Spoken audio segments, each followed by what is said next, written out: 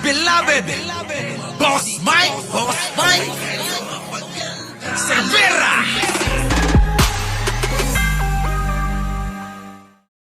Yo! Magandang umaga, magandang hapon at magandang gabi sa dako ng mundo. Naroon kayo. Siyempre, magandang buhay na rin para sa ating lahat. Sobrang late ano.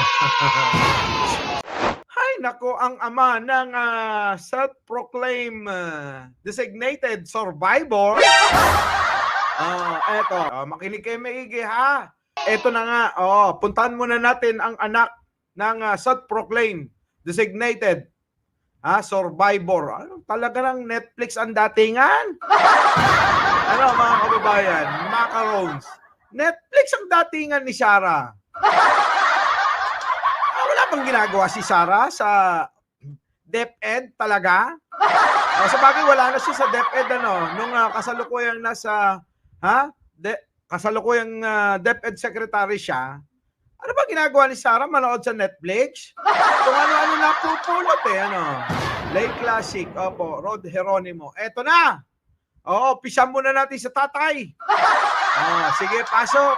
Aminin na natin linoko tayo. Dahil sinabi niya, remember sa debate, mga debate, sabi niya, magdi-jet ski ako, papuntang Scarborough Shoal. Pagdating doon, hahamunin ko yung Chinese guard doon. Barilan tayo. Ngayon, yung naging presidente ng siya, sabi niya, loko-loko kayo, stupid kayo pag naniwala kayo sa akin. Hindi nga ako marunong lumangoy eh. In other words, linoko tayo. Yung pala, he wanted to borrow money daw, 22 billion from China. Wala namang dumating eh. Linoko siya eh. Ang dumating lang yung dalawang bridge. Wala pang wala pang 3%, 1% of the promised loans and investments eh. Anyway, mahaba ito mga kababayan. Totoo naman eh. Niloko kayo. Share kan sa akin, Winnie Halos, opo. 'Di ba? Sa inyo pong lahat ng mga bagong dating. Totoo namang niloko kayo. 'Di ba? Shy Jack, 'di ba? Kami-kaniko, macaroons. Niloko kayo ni Digong Ninyo. Brenda Borton, kasi nagpadala kayo eh. Nagpadala kayo sa bola eh. Yan yung tatay ha, mga kababayan. May pa-jet ski pa. Kasi umasa na magbibigay ng pautang para magamit sa sa mga proyekto nga daw dito sa Pilipinas. Ang ending wala, nga. Naloko na.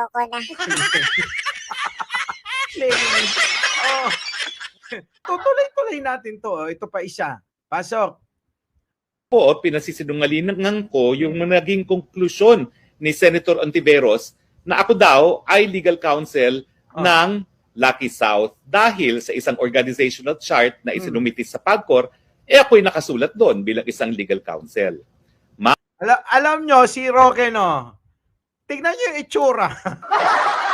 Alam nyo, parang jowa nyo, habang nagsisinungaling sa inyo, alam nyo na yung totoo.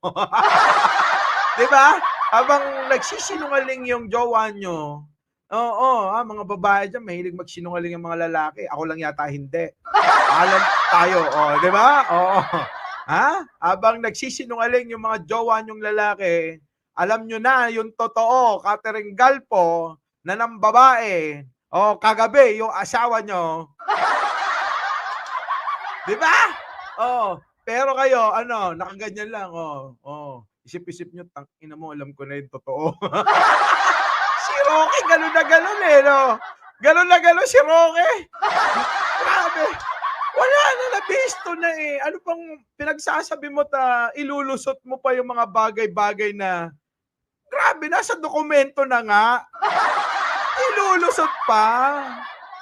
Sa bagay, abogado ito eh. Maraming alam itong mga pampalusot ba. Oo. Diba? Alam nyo naman yung mga, hindi ko nilalahat, pero di ko binabawasan.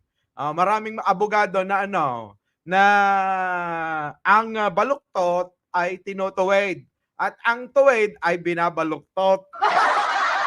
Naloko na. Hindi daw kasali. Nasa organization chart, hindi kasali.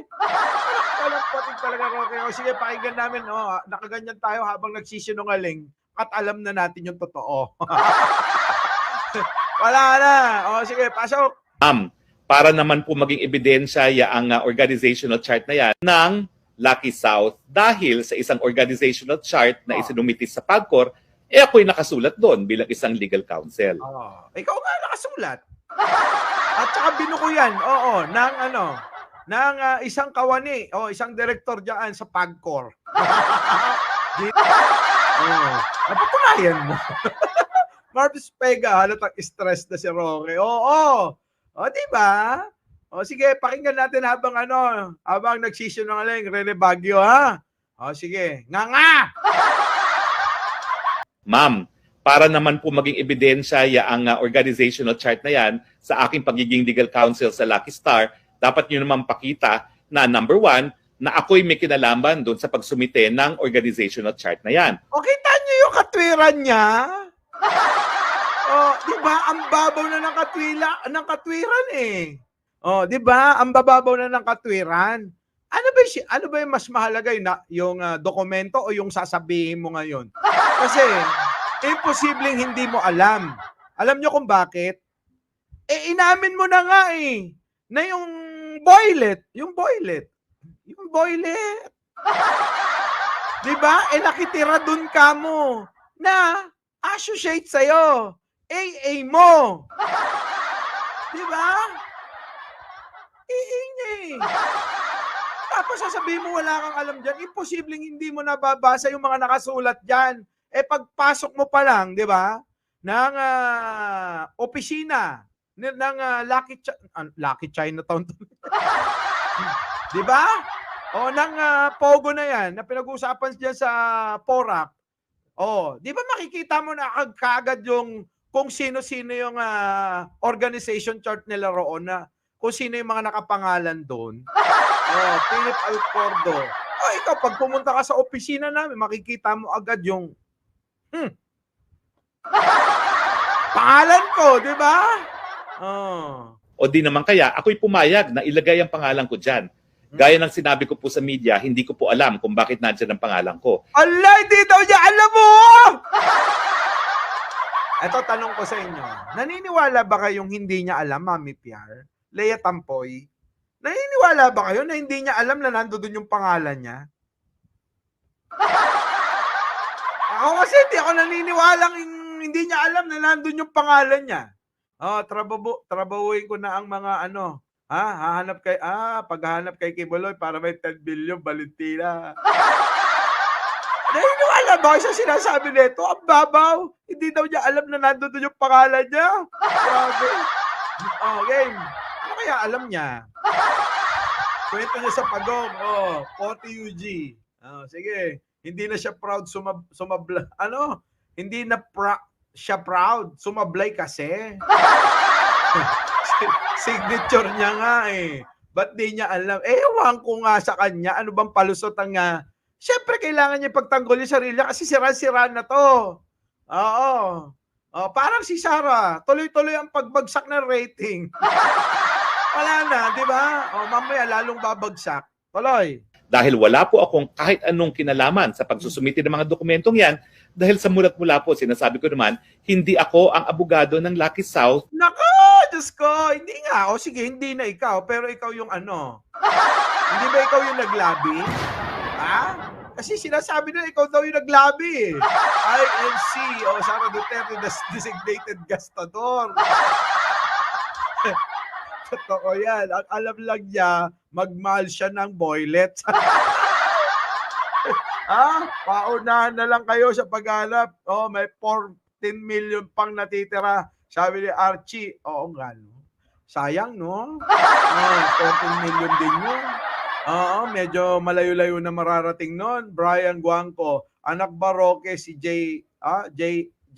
Kasi same lang silang reason. Grabe. Kasi nga, May naulo nun! Oh, Henry Tan. Opo, ha? Shoutout po sa inyo lahat. Oh, Lace Classic. Oh, Jutin Liar. Okay, ito na. Oh, ano? Oh, pareho lang sila ni Alice Go. Hindi ko po alam. Yun na. Lahat naman sila, di ba? Pagdating sa kanyang mga lisensya. At never ako naging abogado ng Lucky South. So ma'am, no? So kahit naman sino po pwedeng maglagay, for instance, Senator Risa Ontiveros, legislative liaison. Pero kung hindi nyo naman po alam yan, syempre, pasisinungalingan nyo rin po, no? Alam namin. Oo, syempre, ikaw pasisinungalingan mo talaga kasi ikaw sasadlak sa hindi maganda. Manuel Lorenzo, di ba? Oh, talagang may mga dokumentong magpapatunay, may mga perma ka. Oh, nandoon sa organization chart yung pangalan mo. Tapos sasabihin mo, hindi mo alam. Syempre, tatanggi mo yan. Sabi nga nila, sino ba ang gumawa ng krimen na inamin ang kanilang kasalanan? Wala naman di ba? Turo nyo nga yan sa mga kliyente ninyo. Huwag aamin. Oh. Kahit na may ebidensya, huwag aamin. Oh, di ba? Oh, kurap ng kurap yung mata. Oh, alam mo na. Oh. Roque, magtutulog ka ha. Mukhang hindi ka na nagtutulog Ay, Roque, kahit anong paliwanag mo, matatalino kami, di mo na kami mapapaikot. Our beloved Boss Mike Cervera.